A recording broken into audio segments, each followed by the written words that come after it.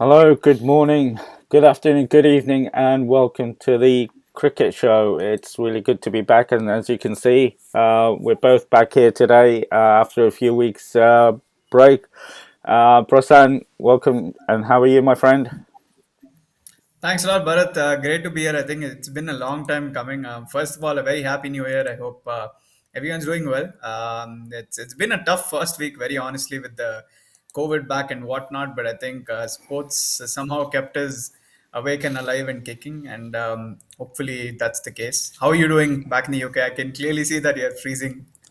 Yeah, you can see I've got my hoodie on today. I can't wear a polo shirt today, even with the heating on. It's freezing. It's been absolutely freezing this week. You would not believe it.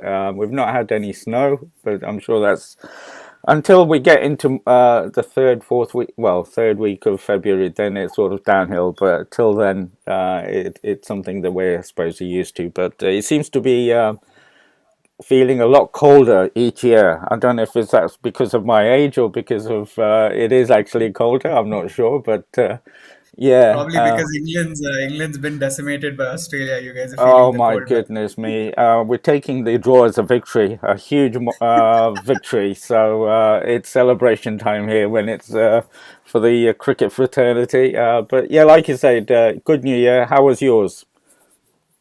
Yeah, pretty decent. We sort of caught up, family, friends, and the extended family, and we had a bit of a party. But yeah, I mean, in COVID times, you can't do much, so it was a very it wasn't a party of large scale. Just had a bit of a potluck, and that's about it. So Yeah, yeah, and the weather makes a big difference. I mean, here obviously you're probably reading all the news about the COVID and what have you. So we kept it low key here. We were going to yeah. go away for New Year's Eve, but cancelled everything. But like you say, sports is keeping us going in one form or another, and there's lots of sport as always. But this is all about cricket, and I mean, I don't know how what to say. I mean, I was so thrilled after the first Test victory, and I thought, this is going to be a good series, comfortable series to watch. South Africans, yeah, decent team, but the way we beat them, the way we controlled them, there's lots to talk about after the second Test. What's your thoughts? Where did it go wrong? Yeah, I think both of us, we sort of discussed the last time around that this would probably be a very, very good test for the Indian players, especially given that the South African bowlers were going to come in full steam and they were playing their best 11 in some sense. And this is a team without even Andrik Nokia in the side. So I think South Africa have done a fabulous job of getting to a stage wherein they're challenging the Indian batters because that's not something that's happened over a long period of time, especially given the fact that the Indian team is obviously one of the biggest right now. We made the World Test Championship final. Of course, we did lose to New Zealand, but that's probably something that we have to take in our stride. But I think it was clearly a lack of application by the batters. In fact, Rahul Dravid did even mention in the post-match press conference that it was a case of the batters being unable to convert their starts into big knocks. When you have batters who get 50s, not scoring hundreds, especially in a format such as Test cricket, it gets really hard for the bowlers to really put up a good show because they don't have much to battle with. So I think it was a case of the batters not doing enough, although they did get starts. Pujara Rahane, of course, probably saved their careers yet again with half centuries. Otherwise, Well, might have been probably shown the door. But yeah, I think a lot to talk about on that front, and specifically in terms of the batting, because I think the bowling was phenomenal. Clearly, we did miss Mohammad Siraj in the final innings because I think if he were there, that would have probably made the difference because he brings in that Virat Kohli brand of cricket to the bowling unit. And I think we clearly missed that aggression. Probably the fact that South Africa already had their noses ahead of the final day. But then again, I really think the aggression was missing, and that played a major role in the loss. well, it's one of, and we will talk about the middle order and all the questions around that have been raised, and they've been there for a while now. But you talk about the aggression and the mentality that Virat's brought into this team, and one of the questions that was raised is that should we have gone for the win? Because we know we're 1-0 up. We're playing away in South Africa. It's one of these barriers that we've got to cross. Do you think that was the right mindset to go for that win and go for those aggressive runs and aggressive shots? And instead of, in football, you have game management. If you're winning 1-0 with 10 minutes, you try to play the game out and try and use as much of the time as possible, reduce the percentage chance of the other team winning. Whereas I think it's Virat Kohli's team and they're still playing that way. Do you think that was the right way? Even with the new coach, who we know is a steady and conservative coach, let's say? I genuinely don't think there was much of aggression, especially in our second innings. I think apart from the way Shardul Thakur batted, that's pretty much the brand of cricket we've seen. The only other person who's probably as aggressive or probably a little bit more is Rishabh Pant, and we all know which direction he took. He tried, running down the track to Rabada, edged the ball, and all of that I think played a major role in why we didn't get those extra 30, 40 runs that could have actually made the difference. In my opinion, I think eventually we did go looking for runs. Of course, given the fact that Pujara and Rahane had to play a major part because the top order didn't contribute. If not for them, I mean, very honestly, credit where it's due. Rahane and Pujara have been lacking in terms of runs, but in that particular second innings, they were the ones who scored the half century and put up an important partnership that actually kept us in the game. So obviously the lower order couldn't contribute much, but then again, if the batters don't contribute early on, Oh, then you can't. you can't really expect much from the bowlers. And it was a case of our batsmen scoring far too less. I think the fact that they didn't convert the starts that they got into big knocks. I mean, obviously Shardul Thakur, you can't expect that from him, but if you look at the case of someone like Hanuma Vihari, he played very, very well until the end, scoring 40 and making sure he was not out. And maybe if he had got a little bit of support, even from someone like Rahane, Pujara, Ashwin, for that matter of fact, we could have probably put in those 40, 50 runs more. But that wasn't the case. And eventually it was a little too less to keep the South Africans from getting the target. I mean, when I was watching the game, because obviously the time difference and work and what have you, but the comms were saying that a score over a lead of over 200 will be tough for the South Africans, and we were well over that in a way, comfortably over that. And but it is, with that sort of time left, South Africa did have time on the side, even with the rain break. And my feeling was that we should have been thinking about seeing if we can take out more time while we were batting. And yeah, you can. We'll talk about Risop and all the sort of brickbacks he's getting unfairly, in my view, and I'm playing my cards out early because we've talked about this before. I just felt that it seems to be that for as many often as possible, we're going for a win and not playing out the game, and that's taking time out of the game. And I felt that we missed that opportunity, especially being 1-0 up. I can understand if we're 1-0 down in a series, we're still 0-0. But the Wanderers is not known for, it's known for drawn matches as well. And when I don't know if that's coming from KL being wanting to replicate his captain, or Virat still had that influence over the team in the sense that go for the kill, boys. We can win this game. Yeah, I mean, I think the batters got out at untimely moments. Very honestly, I think they could have carried on. If even two of them had maybe scored 30 runs more, it wasn't like all of them got out attacking shots anyway. A couple of them did, but at the end of the day, obviously in Test cricket, you can't play out an entire couple of days by just defending the ball or denting the bowling attack. In fact, I think the ball did a lot more for the South African bowlers than it did for us. I think it was probably a combination of how tall they are, the fact that they use their height to good effect, and of course they're all express pacers. Rabada, Ngidi, Marco Jansen isn't as quick, but he obviously is towering height. And the fact that he got a lot of bounce. Even later on, I think the pitch probably spit a couple of. Spit its poison and sort of played a little bit of a demon act as well. The fact that we didn't get much assistance while we were bowling. Um, Again, I felt we had our noses ahead in the fact that if early on in the day we had got Dean Elgar out and sort of exposed that low middle order, we could have made inroads. But I think Elgar played a fabulous knock for He him to did. stay until the end, score that 96 and take his team across the line. I think he's a perfect example of how a captain should lead from the front, and he's doing that for South African cricket. And the fact that it's their first win and it came courtesy of their captain, I think is a wonderful story on its own. But again, I feel even while we were bowling in the second innings, we bowled a little too full. We gave away too many extras, too many five wides as well, and overall it wasn't a great exhibition of bowling. And I think that all stemmed from the fact that I think before they stepped onto the field, they thought they lost the match already, given that South Africa hadn't lost too many wickets, and eventually it was a case of far little and far too late. Yeah, well, it was, and you can't take away the win from South Africa. And like you said, Din Guy, he took a few blows as well. Brilliant captain's innings.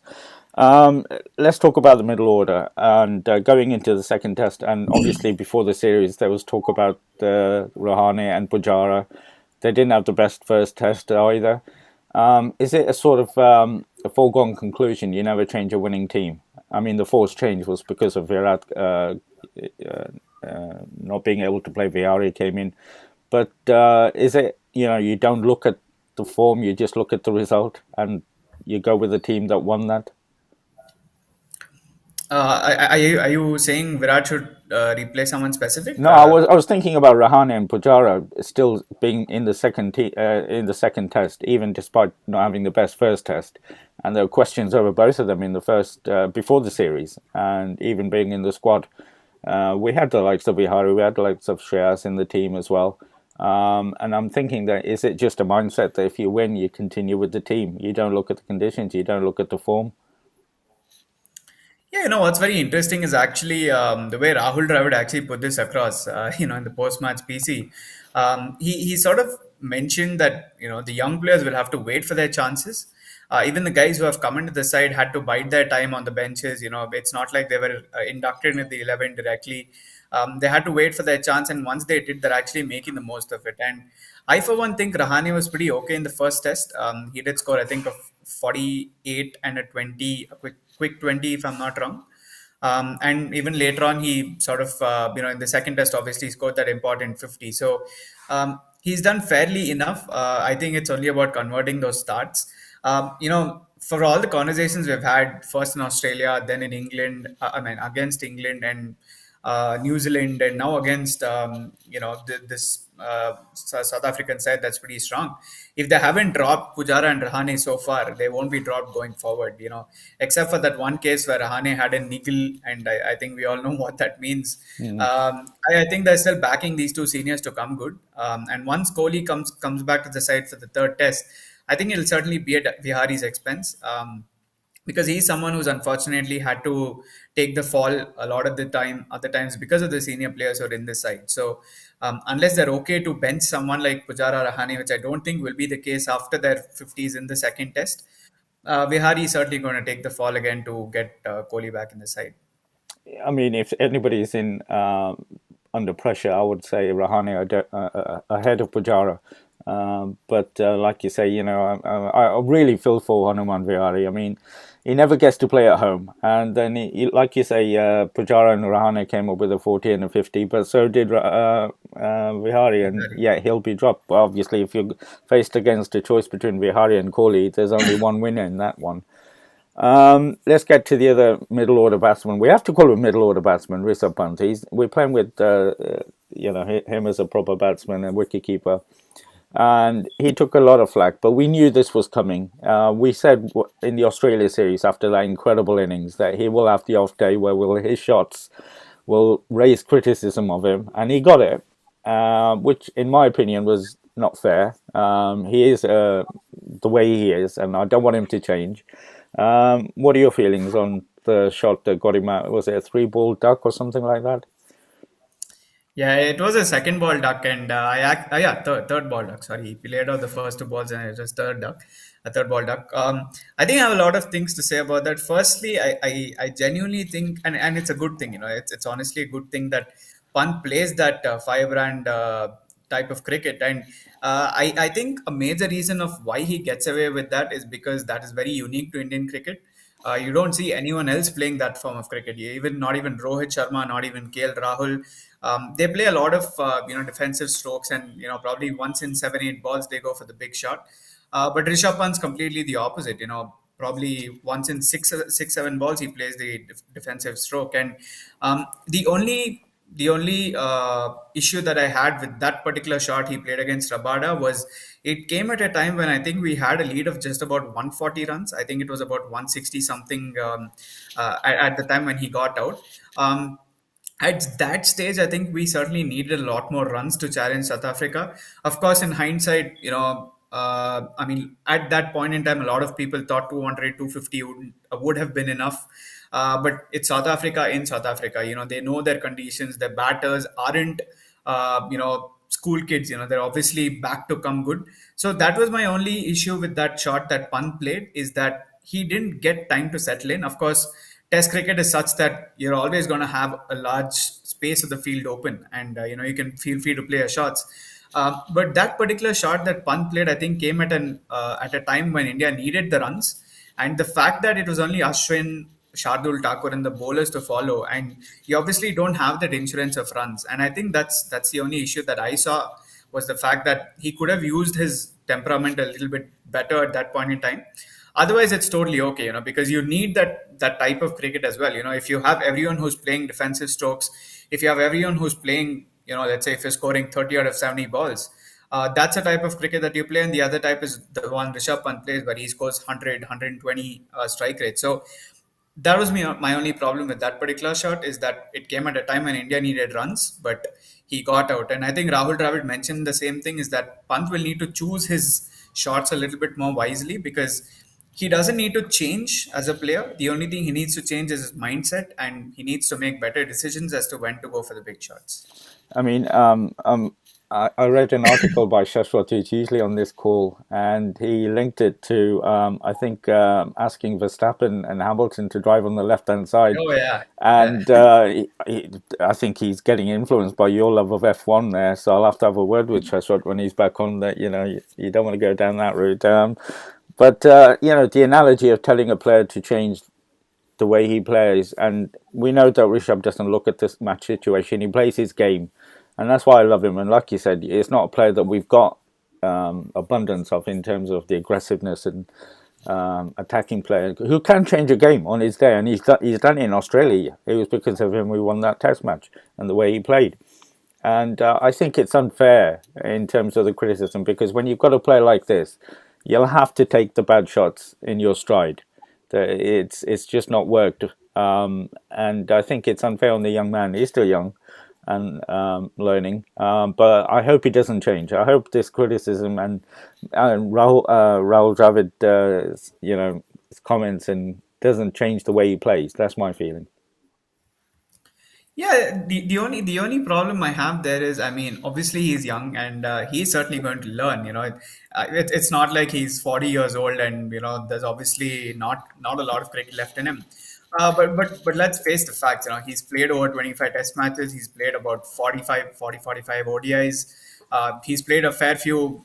Sorry, he's played 45 T20Is. He's played more than 15, 20 ODIs. But the whole point is, I think at this point, he needs to get a little bit more mature about when to play the shots. Of course, he has the talent, but the whole the whole essence of Test cricket is the fact that you need to know when to play your shots, because even in the case of today's Ashes, we know Stuart Broad can play the big shots, but the fact is he actually stuck on. And even in the case of Johnny Bairstow, he stuck on, and he could have played his shots, but he didn't. And I think at that point in time, Rishabh Pant should have tried to score about 15, 20 runs and then gone for the big shots, because then that would have given us that cushion of a few extra runs. And that didn't happen. And I think that's the reason why Ashwin had to come in early, Shardul had to come in early, and eventually we did fold for that total that we did. And if he had scored those 15, 20 extra runs by staying a little bit more patient, taking his time, I think it would have made the difference. Of course, in hindsight, it's easy to say, but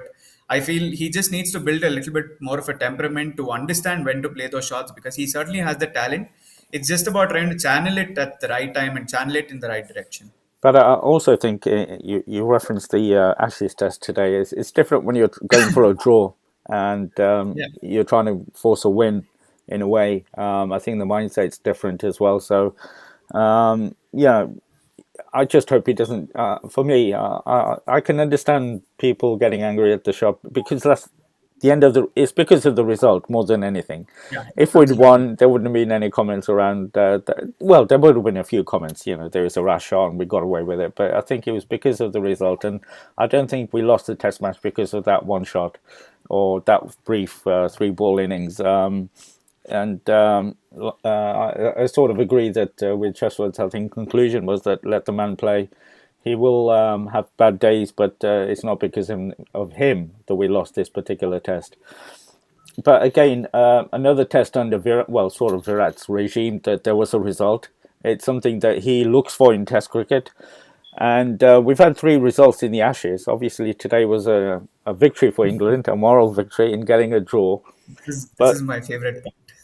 but I wanted to talk about obviously losing the first three Test matches here. There's been a lot of talk about Test cricket and the poor form of the England team, and especially the batting. And when you're looking at Stuart Broad and Anderson, let's face it, they're not young men. That you're probably looking, well, definitely last series against Australia, and the future of Test cricket. And I know Virat and Ravi were passionate, and I'm sure Rahul is really passionate about Test cricket. But here, the talk was of the future of Test cricket. And despite having these result-orientated games, we've seen a lot of victories, setting up the World Test Championship. And what do you think is the future of Test cricket? I mean, in India, even when we play at home, we know it's a foregone conclusion pretty much. There's not a team that really challenges them at home. Away victories are rare, but we'll talk about Bangladesh as well somewhere along the line. What are your thoughts on the future of Test cricket? Because when you look at it at the moment, there's probably only Australia and New Zealand at home, but with the caveat about the current series, and us at home, and possibly away now as well. But apart from that, it's it's not very competitive. It's not going to attract the crowds, which is what, end of the day, the boards are looking for. Yeah, I completely agree with you. I think apart from when the big three, probably the big four now are playing in India, Australia, England, and New Zealand, there isn't much of interest when the other teams are playing. For example, I think when West Indies play a Test series, I don't think a lot of people are as invested as probably when the other four are playing. But what's happened in the last 1 month, I think, is very very special for Test cricket. The fact that India won in Centurion, Bangladesh pulled off a heist against New Zealand. Um, England managed to finally, to put it in your words, pull off a victory with a draw against Australia. I think a lot of good things have happened in Test cricket that people are starting to take note of. Of course, Test cricket in England might be sort of at a stage where it needs to find some form of life. With England not being able to win at home, win away, win in the backyard, win in video games, win anywhere, I think it's looking very bleak for England. But otherwise, the whole point of Test cricket, I think, with teams coming and winning, especially, I think the torchbearer in some sense, I think for Test cricket this year will be how Bangladesh played. Of course, they were outplayed today in the first day of the second Test, but that's always going to happen. And when you have such results in Test cricket, you're always going to be invested in the game, and that's what Test cricket does. It's very very unpredictable. In T20 cricket, I think halfway through the second innings, you know what's going to happen unless it's a very close game. But in Test cricket, you never know, because especially in today's Ashes game, once Ben Stokes and once Johnny Bairstow got out, you felt, you immediately felt Australia going to clean out the tail, but that wasn't the case. Jack Leach and Stuart Broad played out a fantastic little partnership. Jimmy Anderson came out and blocked six balls, that probably defined the whole Test match as well. So I think Test cricket is alive. Test cricket is kicking. I think it's a great start to the year for Test cricket. It is, but I think it's for us passionate followers of Test cricket. But that doesn't bring the money in, as it were. I mean, Yeah. if there was a Test match at the Chinnaswamy, would 5 days be sold out? I mean, I remember the days at the Wankhede and Eden Gardens, and all 5 days would be sold out. And we see it in England. It's when England play Australia. That doesn't happen every year. And you Yeah. see it in the way that the 4 day format here is set up. It's like bookended. It's not Mm. prioritized. The priority is the white ball cricket, which brings the money in. And that's why, I mean, the example is Quinton de Kock, straight after that first test, Yeah. saying, he's retiring from test cricket. He's just going to play white ball cricket. And there's plenty of other examples of that. And, while Virat and we love test cricket, and it's just the feeling here that the board here, the ECB, is banking on the future not looking very good for Test cricket, and that's why they're putting in their priority in white ball cricket, especially with 100 now being launched. So when you see young people, young fans, children going to the game, they're seeing the white ball, you know, sort of Yeah. version, and it's going to be hard to get them to change to 5 day cricket. Do you see any sort of an inkling that that's happening back home? Absolutely. I definitely concur with that because to give you an example, I actually have a very dear friend of mine, and his brother recently took up cricket, and he's just about 14 years old. And I was having a conversation with him the other day, and I was like, "Listen, Karthik, what do you want to do? Once you grow up, where are you going with cricket? He said a very simple thing that made me think a lot, and he said, "I want to play for RCB." And I think that was the moment which sort of made me realize that I think there's a lot of white ball cricket happening in India that's probably killing the sport. And I think that's also sort of percolating to all of the countries because, like you mentioned, the hundreds there. And obviously, I think we all know that the county championships and the T20 blast and all of that happens along with the red ball cricket that happens in England. Australia obviously have the Big Bash League and all their other competitions. Each and every country is now being forced to come up with a T20 league because of how popular T20 cricket has become.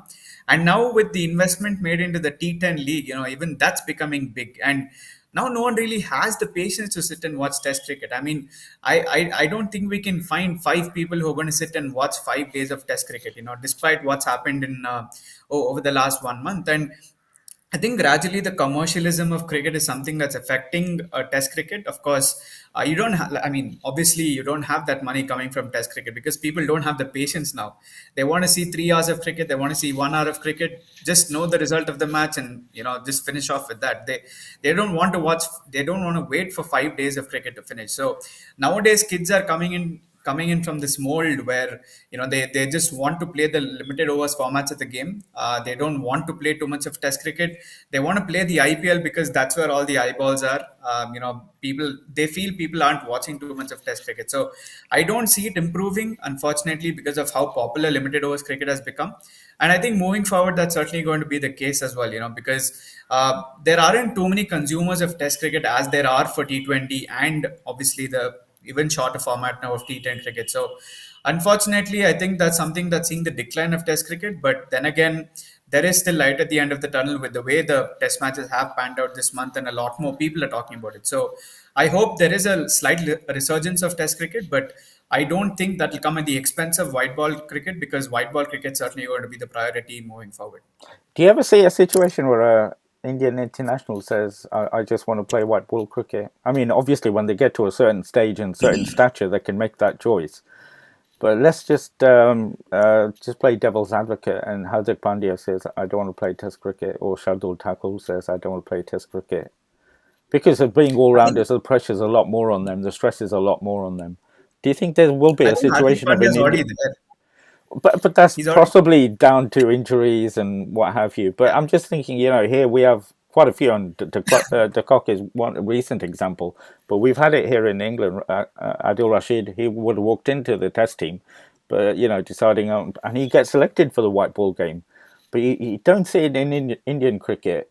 And I'm thinking, is it because of the control of the board that if you decide to not to play red ball cricket, you're not going to play white ball cricket, no matter who you are, unless you're a statue of Virat or MS or that level.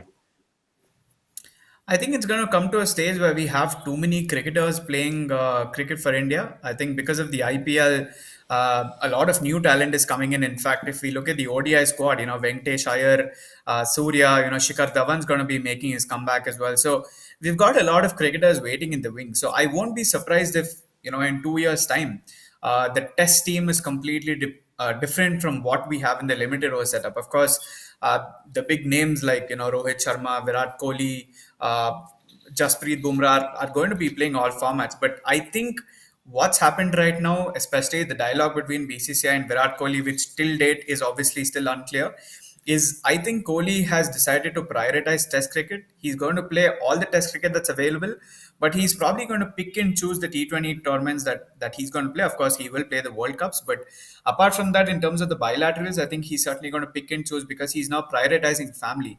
And what Test cricket does is it gives you the time to relax. Obviously, in terms of the demands, you have 5 days of cricket. You know how to play out your sport. So I won't be surprised if I actually see 5 6 players of the Test team not playing T20s or ODIs. And the other way around as well.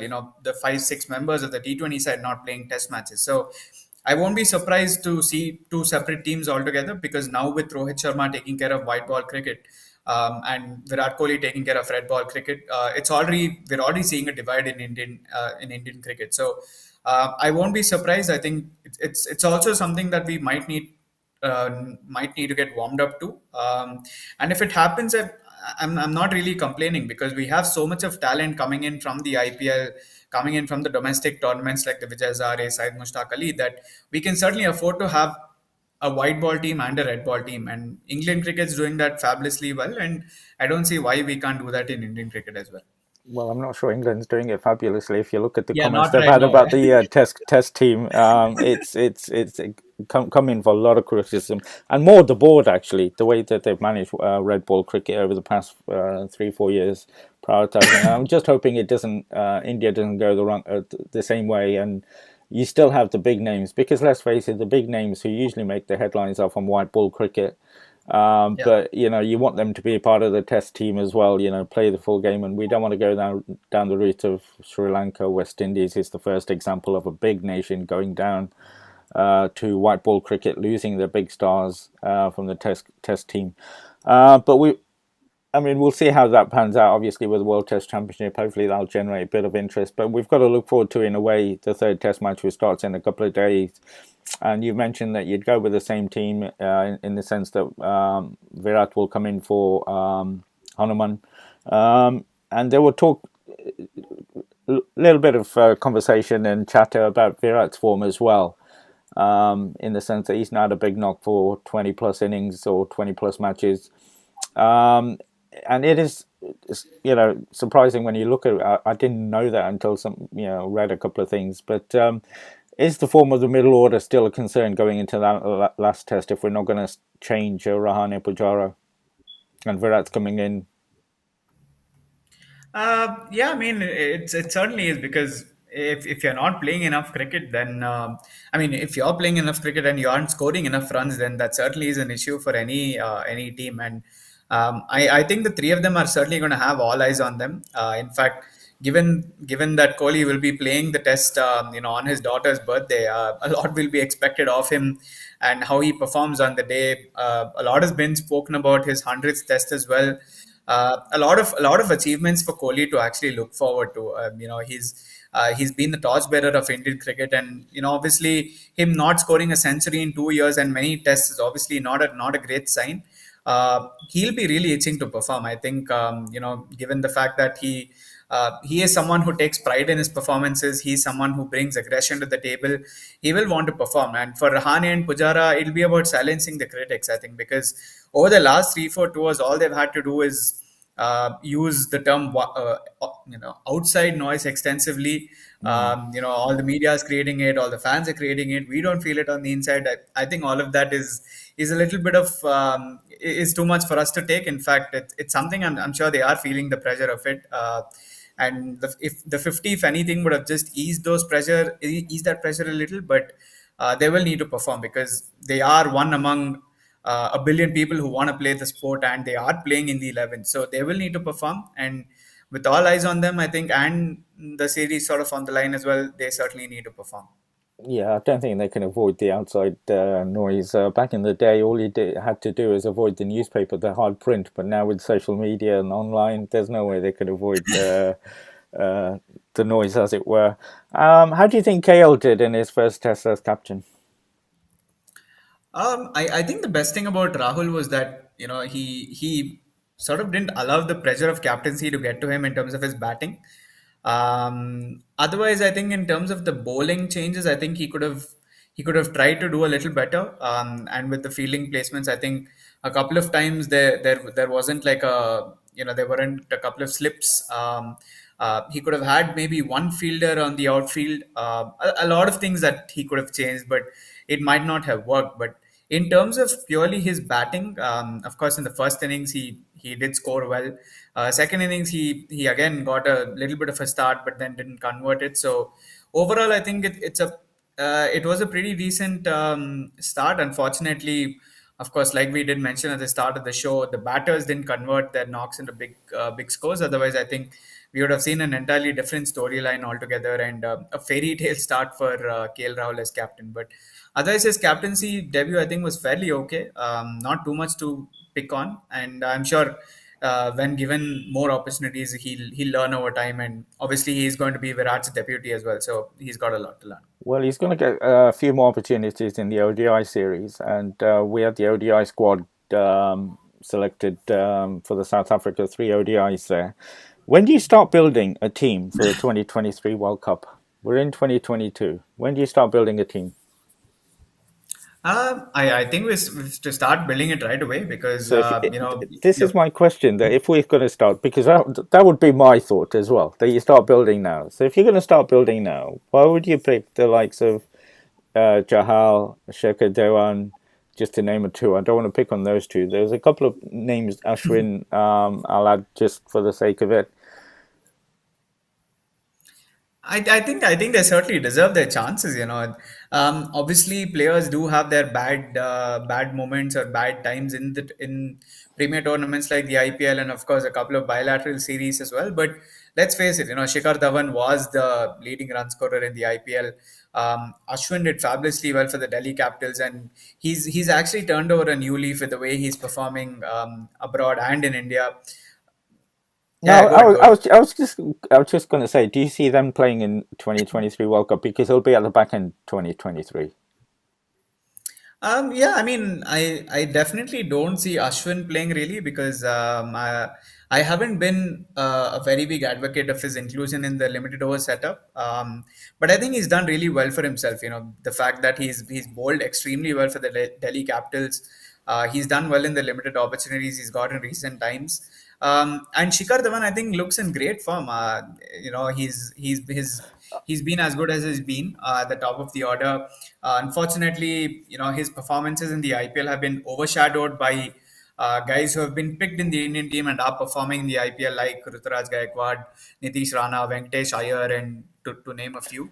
But with KL Rahul and Rohit Sharma opening, I'm not sure how they're going to fit that into the equation because if they're looking at Shikhar Dhawan again in the side, that means KL Rahul will have to, go down to number 4 or maybe even lower. So it's going to be an interesting series because I'm not sure how they're going to fit Shikhar Dhawan in the scheme of things and look at him as a probable player in that squad for the 2023 World Cup.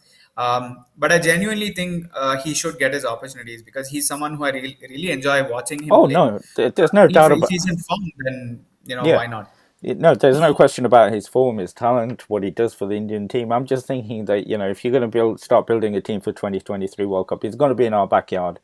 There'll be a Yeah. lot of pressure, and I'm thinking that give some of the young kids a go. Although it's South African conditions, it's going to be tough. It'll be a learning, and there's nothing really riding on these ODIs. So if Shekhar comes and hits 100, do you think, is he going to be there in India in 2023 when he's what, 37, 38, something like that? Ashwin's going to be similar age. And I'm just thinking that, start building. I mean, T20 World Cup is this year, so we need to see what Yeah. the 14 we're likely to take to Australia. I just feel that, sometimes we don't plan, but there's better brains than me in the BCCI selection committee. So I'm assuming they've got their reasons and they're planning in place for 2023. Well, I certainly hope they've got plans in place for 2022, but we'll see. I was just a little bit surprised. But the other one, obviously, is seeing Virat as a regular member of the team. That's been a while since we've seen that, and I don't know. He's a big enough person to take that on board and still play because we know he's extremely patriotic, loves the country, and he'll do that.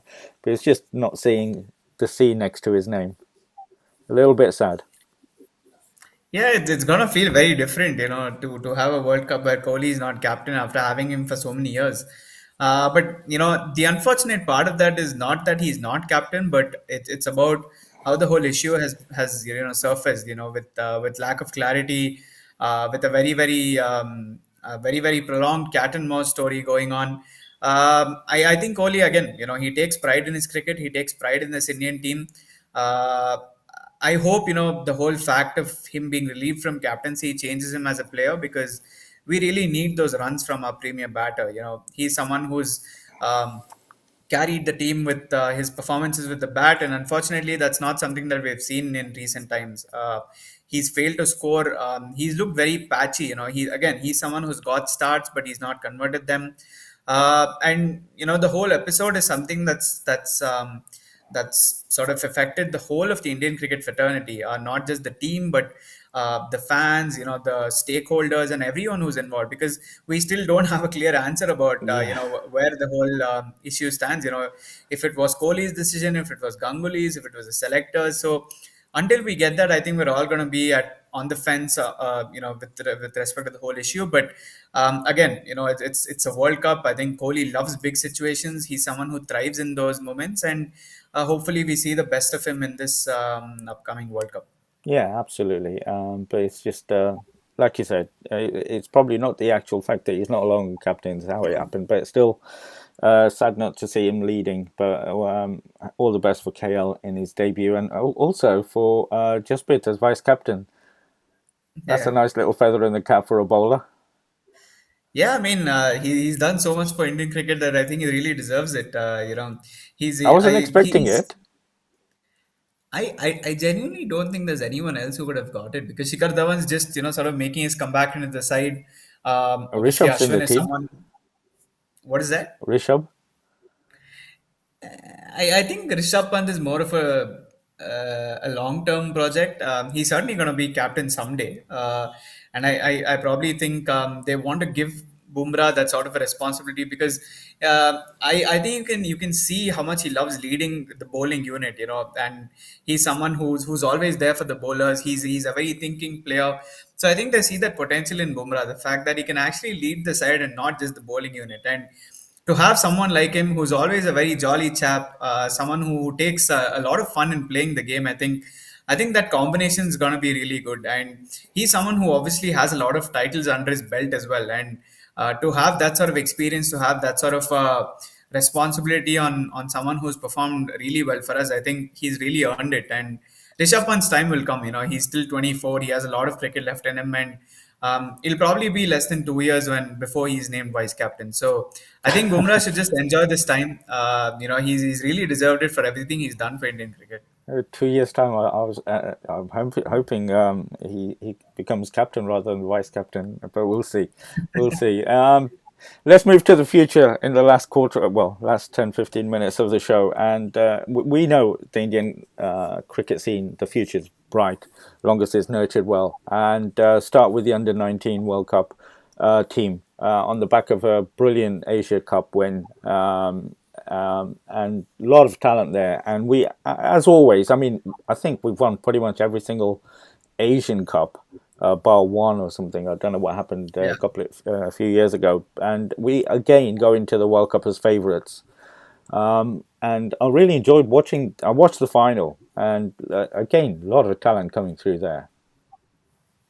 Yeah, I'll be very honest with you. I didn't watch a single game of that tournament. I don't really know what kept me occupied at that time, but I certainly didn't watch a single game. But I did follow all of them, with the scorecards and all of that. And it's great to see that the batting unit is putting up such a good show. With four of the five batters in the top five run getters. And I just don't know what the what the issue is. But we did lose the only match that we did to Against Pakistan. Pakistan. It was a close game. I think it But, went to the yeah, it last was a ball. close game. Yeah. Yeah, Yeah, it was a close game, but eventually we did fall short.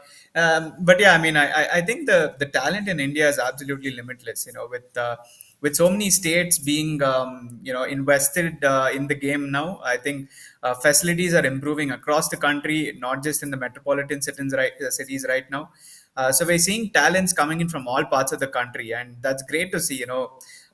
Because if I mean this lot of youngsters, once they play the under 19 World Cup, that the next going to go to the IPL, where they're probably going to be picked by the franchisees, and from there it's obviously going to be about making a name, playing for their state, and then making the Indian team. So we've always been excited about batches of under 19 cricketers. I think all of the guys who we have right now, starting from Kohli, up till even Rishabh Pant and Shubman Gill, Prithvi Shaw, have all come from the under 19 World Cups, and that's pretty much the springboard to from where you make a jump. And um, the massive win against Bangladesh, I think, really captured everyone's attention. Yeah, a That bit of 100. revenge there.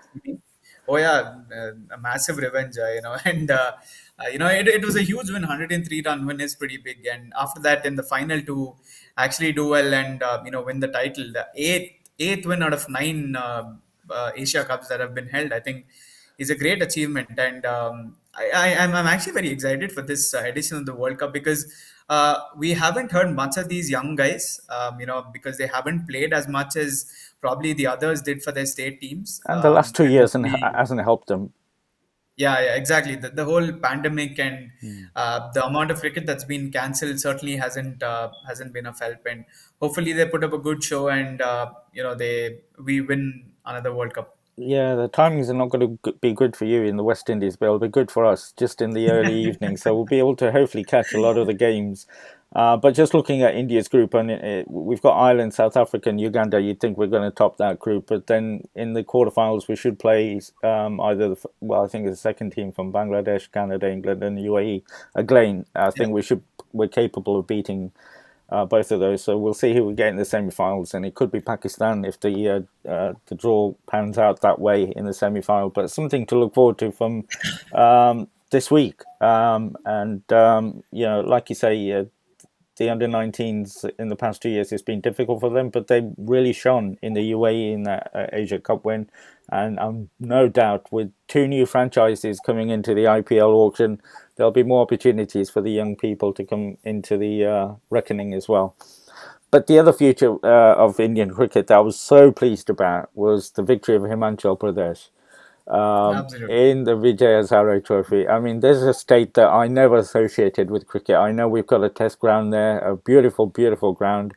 But that was a bit of for me, from the outside, a bit of a shock because Tamil Nadu have got a very, very good white ball team. I think they've won it I don't know if they're reigning champions, but they won the SMA. When you see their Please don't team, take me there.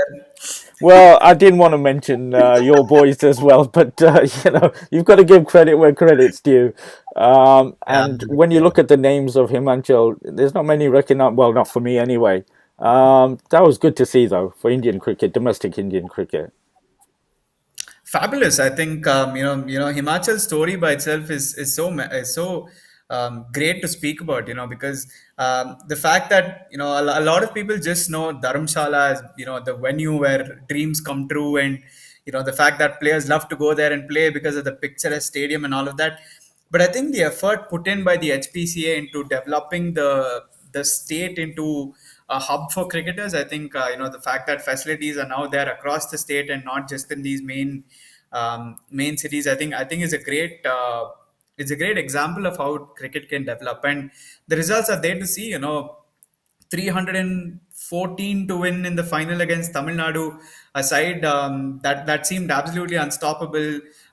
They absolutely sort of dominated over Karnataka, scoring 354, and then the fact that they scored 314, it didn't seem like Himachal had enough, except obviously Rishi Dhawan was in the top three in both batting and bowling, and that's been the story. The captain leading from the front. It's such a heartwarming story to hear about how Rishi Dhawan has done so well despite him not getting opportunities, too many opportunities at the international level. And the other part that I really like about the Himachal Pradesh side is they did lose two of their group stage matches within the first four games. And even then, they still managed to do really well, top the table, and then came all the way to the final. And like you mentioned, there aren't too many players who are well known. I think except for Prashant Chopra, who played for the Rajasthan Royals, obviously Rishi Dhawan. Mayank Dagar, I think, was a part of one of the IPL franchisees. But apart from these guys, there isn't any other star player in that side, and it's all about the fact that the batting unit and the bowling unit combined so well to actually bring about that win. And it's great for Indian cricket because now you know that. States like Tamil Nadu, Karnataka, Mumbai, Delhi are stoppable, and they don't necessarily win every single tournament. So I think it's great for Indian cricket that Himachal Pradesh managed to win this tournament, and hopefully it's an avenue for a lot more states to believe in themselves and come up with good facilities, train harder, and come good in these tournaments. Yeah, and it was such a joy when I saw them get into the semi-finals, and I didn't expect them when I saw they're playing Tamil Nadu. I didn't expect them to win, but absolutely fantastic. And I didn't want to mention the 151 run loss, but you mentioned it. But it is what it is. Battle of the Southern Giants. It didn't pan out for your boys again this time. But I think it just shows. I mean, back in the day, you used to see cricketers from the metros, the big Mumbai, Delhi, Kolkata. Then it expanded into, Jharkhand and Uttar Pradesh, and now it's expanding even more. And you see the bowlers coming from J&K. You see this win from Himachal. It's just a brilliant, brilliant sign for Indian cricket. Yeah, absolutely. I think the fact that there are like I think 38 teams right now in the Ranji Trophy, an equal number in the limited overs formats. I think every state is starting to take cricket seriously, and that's what the IPL has done to Indian cricket. I did earlier mention about how cricketers are growing up to be a part of the who want to be a part of the IPL, but what that's doing is domestic cricket is being taken very seriously because if you don't perform in the domestic cricket scene, forget about the IPL, forget about Indian cricket, you don't even make a career out of cricket. And a lot of youngsters who take up the game nowadays are very, very serious about making career in cricket because early on, even in our younger days, obviously, I'm speaking like I'm 70 years old, but it was very honestly the fact that, we needed to study, we needed to get a good job, and cricket wasn't taken as seriously. But right now, I think a lot of youngsters are taking the sport, as a proper career option, and they are being guided in the right direction. And watching, some of these biggest names play the IPL and watching their peers play along these big names, I think is a very, very big source of inspiration. And that's why we're seeing, someone like, let's say, Rex Singh, I think from Manipur or Meghalaya, one of those states, and he's coming and picking up 10 wickets, taking 6 wickets, 8 wickets. And there are so many talents that are coming out of the domestic tournaments that Shah Rukh Khan, for example, 2 3 years before, we had absolutely no idea who this man was, and then suddenly he turns up in the Vijay Hazare, turns up in the TNPL, turns up in the Syed Mushtaq Ali, and now he's being touted as one of those guys who can get more than 10 crore in the auction. So I think domestic cricket in India is certainly moving the right direction, and we're going to see a lot more talent coming up, and that's why I'm saying that if we have so much talent waiting in line. It certainly won't be a surprise to see two separate teams, one for the white ball, one for the red ball, and we certainly have each of these stars shining in their own way. And I think you saw that with Hyderabad retaining Umran, was it? Yeah, Who Imran Malik. just Yeah, who came into the scene in the recent IPL. We'd not heard of. Well, yeah, I personally had not heard of him, but he goes on to become a retained player from that squad. yeah. How unbelievable is that? But I think it just also shows that it's going to be harder for your home state to win if there's all this talent coming from elsewhere. I don't want to just rub that in, but it's going to be tougher. But it's a brilliant, brilliant sign, and it's good to see the talent actually representing a billion people, and it's just not five cities. But just to end on a bit of a downer was the disappointing news that the Ranji Trophy has been postponed. I think is the official word, not cancelled. Yeah. And I think I was just thinking when I heard that if it was the IPL, it would have gone on. But because Yeah, it's the Ranji Trophy, it's we can. This is what led me to that previous conversation about the yeah, emphasis on red ball cricket, and I'm sure the BCCI could have found a way of having the Ranji Trophy in a couple of different states, have all the teams there in a different format. If they wanted to in a zonal format, as it were, playing one bubble in each zone. But disappointing. Yeah, certainly is. I think a lot of domestic cricketers were finally looking forward to some form of cricket. Luckily, the women's ODI championship happened, and that was a good way to get women's cricket back on track. But I think with Ranji getting postponed, the biggest problem with Ranji cricket, is the fact that the logistics associated with it, because obviously it's 4 days of cricket, and you have like 38 teams playing across various groups. So the logistics have become a really a hard part of dealing with with the way to organize it, because you're then suddenly looking at over maybe 90 100 days of cricket needing to be played. Of course, a lot of these guys do come and play in the IPL, so needing to shift that from this bubble to the IPL bubble, and which of these players are then replaced by the guys who are outside the bubble. So I think, unfortunately, Ranji Trophy cricket, given its vast challenges, and obviously, I think one of the other talking points of the Ranji Trophy, and this was something that we heard, is they're also a little worried about what happens if a player contracts the virus midway through the match, because of course, with India currently going through the third wave of COVID, uh, probably even we're hearing that the ISL might get postponed, the India Open might get postponed. A lot of things are happening, and so if that's the case with Ranji Trophy as well, then it's obviously going to be a big bummer. So unfortunately, that's how it's happened. I feel until the whole pandemic sort of comes to a rest, white ball cricket will be the way moving forward. But I genuinely hope the Ranji Trophy finally, I mean, the BCCI finds a way to play it, because that's obviously been a premier tournament, and only after that did the Vijay Hazare and Syed Mushtaq Ali come along. Yeah, well, yeah, I take on board what you're saying, and fair point. But if there's a slight chance of somebody contracting COVID, and with this Omicron, there's a very good chance. You want to try and avoid that, but hopefully the players are remunerated accordingly. They're going to miss out another season, so hopefully that happens on time. But yeah, we'll see what happens. I think the next thing is obviously we've got the test to look forward to, then the IPL auction. We'll see how KL gets on. I mean, it's never ending with Indian cricket, but for you, it's Yes. not just about cricket. There's a lot more sports that you cover and love, I know, and it's a fantastic season of Kabaddi as well, as always. And your boys are in contention, which is good for you as Don't well. jinx it. Don't jinx it. I'm not the one that normally jinxes it. This is your year, my friend. This is your year. Um, Oh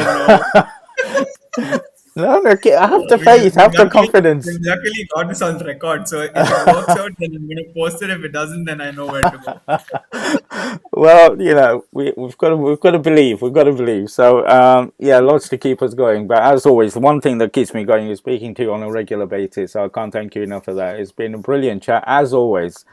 A lot of fun. We covered pretty much everything, and lots happened in the past few weeks. So thank you again. I know you're back to work, so I'm not going to keep you too long. But you stay safe, my friend, and keep enjoying all the sport. Yeah, always lovely, Bharat. Great to chat with you after long, and hopefully we'll catch up soon with a lot more cricket. Yeah, Thanks. Take absolutely. care. Take care, my friend. Bye bye. Bye.